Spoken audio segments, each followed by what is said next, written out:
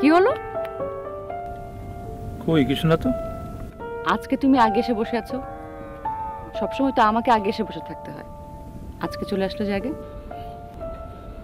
এমনি। আচ্ছা, তোমার ওই চাকরির খবরটা বলো, চাকরির আপডেট কি?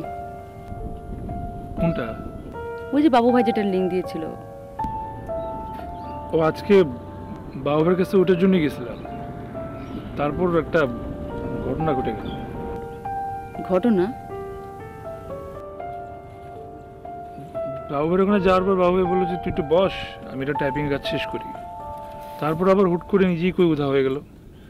তখন কয়েকটা ছেলে পেলে এসে বাবু ভাইকে খোঁজ করতেছিল। আমি বললাম যে উনি তো একটু বাইরে গেছে, আপনাদের যা লাগবে আমাকে বলতে পারেন। আমাকে কোনো কথা বলার সুযোগই দিল না। এরপর আমার গায়ে ধূপধাপ মারামারি চেষ্টা করলো। পরে আমি কোনোভাবে ওদের কাছ থেকে ছাড়াই পালাই গেছি। দেখা যাচ্ছে। না, এটা তেমন কিছু না, ওই পালানোর সময় হয়তো কলার ধরছিল তো ছিঁড়ে গেছে। মানে এতদিন শুধু তোমার বাবু ভাইয়ের কথা শুনেছি, আজকে তোমার বাবু ভাইয়ের ঝাল তোমার উপর দিয়ে গেল। চলো। ওই আগে তোমার শার্টের বোতাম ঠিক করতে হবে, তারপর আমরা একটা রেস্টুরেন্টে গিয়ে খাবো, তারপর ঘুরে বেড়াবো। আমার কাছে আছে টাকা নেই। আমার কাছে তো আছে, চলো। আরে চলো।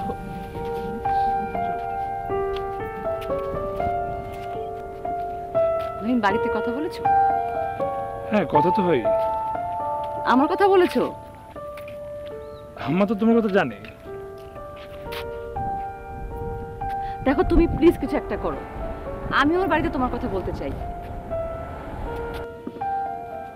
আর একটু সময় লাগবে, মানে আমি চেষ্টা করছি, কিন্তু তুমি তো জানো যে চাকরির কি অবস্থা। প্লিজ, আমি তোমাকে তো বড় কিছু করতে বলছি না, শুধু শুধু মোটামুটি একটা চাকরি হলেই চলবে। মানে আমি তো তোমার ঘাড়ের উপরে বসে খাবো না, আমি নিজেও তো কিছু করতে পারবো, আর আমরা দুজন মিলে সংসার চালাবো।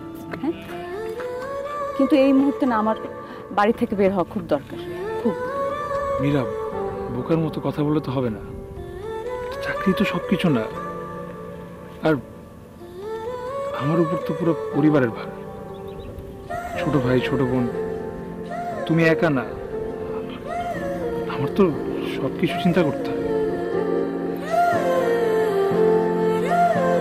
এমনিতেই ন্যাশনাল ভার্সিটির রেজাল্ট বেরোতে অনেক দেরি হয়,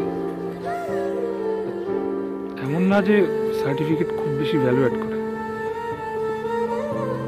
একটু ধৈর্য ধরতে হবে। আমার দেরি হয়ে যাচ্ছে, বাড়ি যাবো। আর একটু থাকো না। পারবো না।